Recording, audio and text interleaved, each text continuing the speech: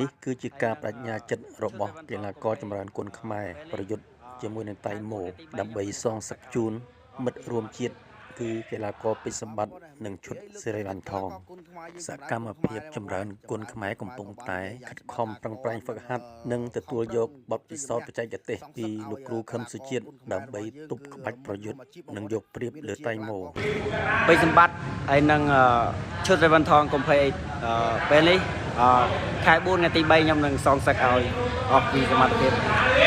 សង្ឃឹមថាចម្រើនគុណខ្មែរគាត់នឹងធ្វើបានល្អបានសងសឹកជូនឈុតសេរីវ៉ាន់ថងនិងពេជ្រសម្បត្តិបាទអរគុណច្រើនខ្ញុំសង្ឃឹមថា